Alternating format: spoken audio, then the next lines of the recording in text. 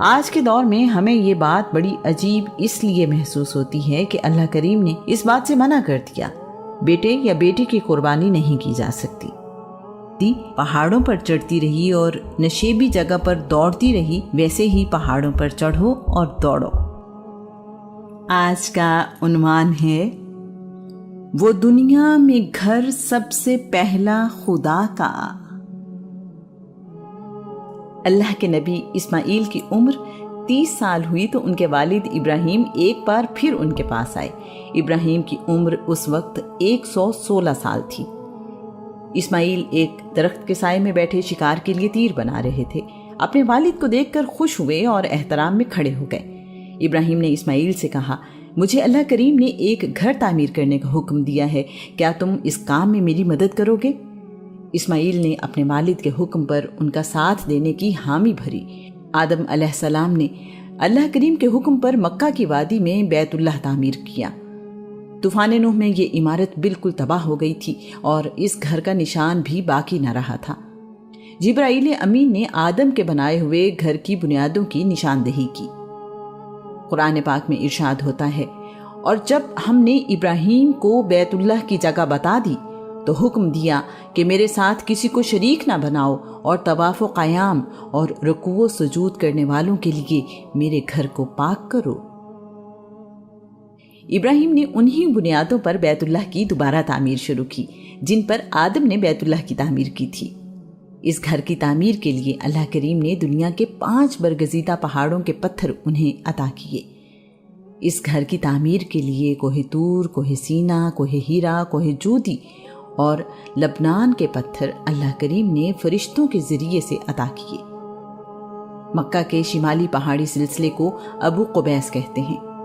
ابو قبیس کو امانت دار پہاڑ کہا جاتا ہے۔ اسے امانت دار پہاڑ اس لیے کہا جاتا ہے کہ اس نے سنگ اسود یعنی حجر اسود کو اپنی گود میں سنبھالے رکھا۔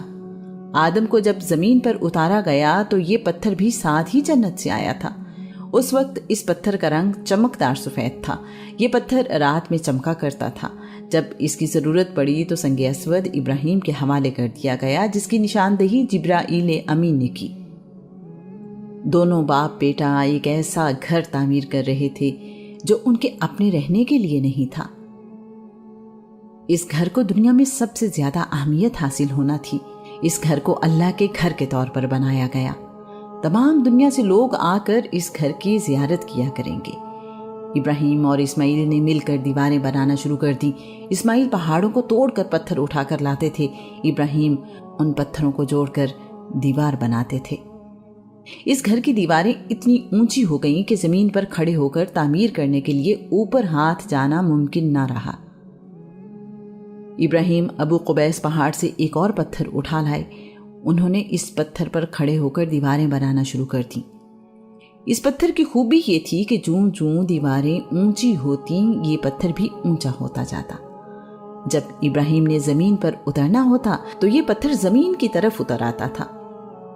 اسے آپ آج کل کے زمانے میں خود کار یعنی آٹومیٹک ہائیڈرولک نظام کہہ سکتے ہیں۔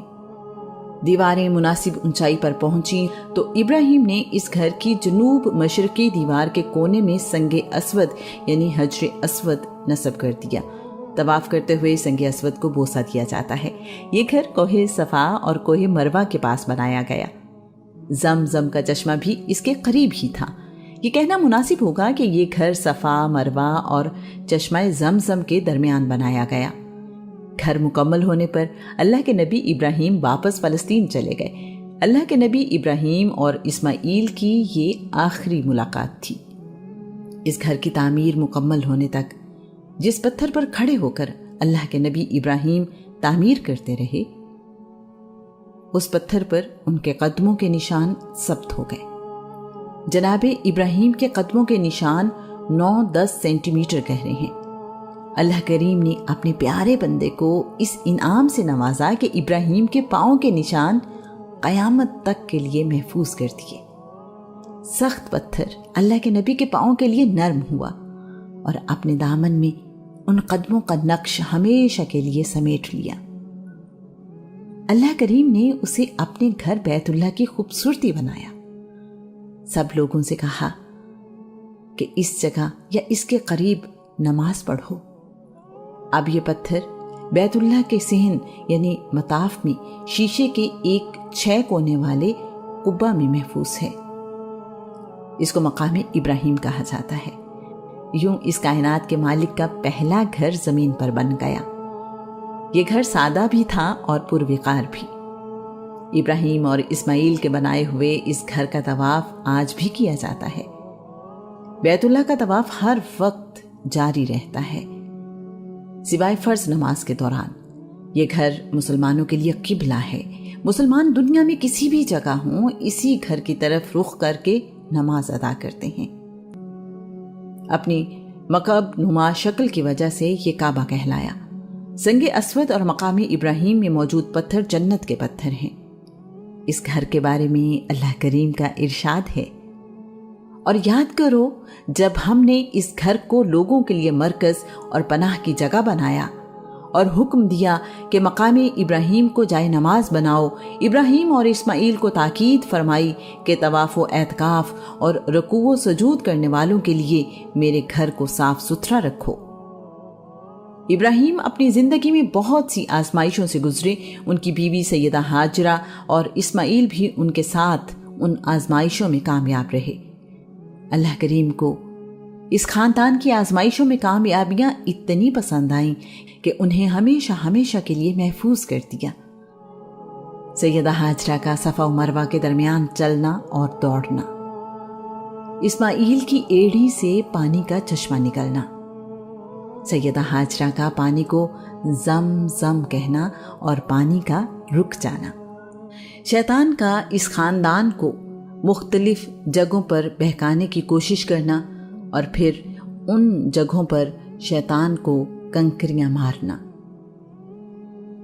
اسماعیل کی قربانی کے لیے مکہ سے باہر جانا اور حرم کی حد مقرر ہونا، اسماعیل کی جگہ جانور کی قربانی، ابراہیم اور اسماعیل کا اللہ کا گھر تعمیر کرنا، ابراہیم کے پاؤں کے نشان محفوظ رکھنا، ابراہیم کی نماز پڑھنے کی جگہ کو سب کے لیے مصلی بنانا، بیت اللہ یروشلم کی عبادت کا بیت المقدس سے بھی پرانا ہے۔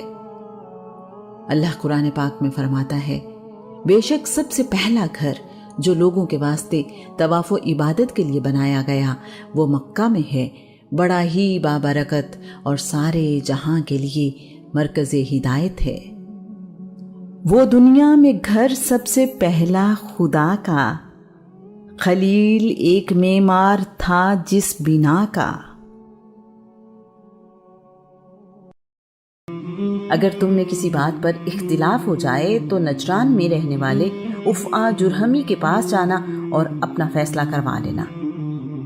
افعا جرہمی نے یہ باتیں سن کر اونٹ کے مالک سے کہا، جاؤ بھائی، تمہارا اونٹ ان کے پاس نہیں ہے۔ اس کے بعد افعا جرہمی نے ان سے پوچھا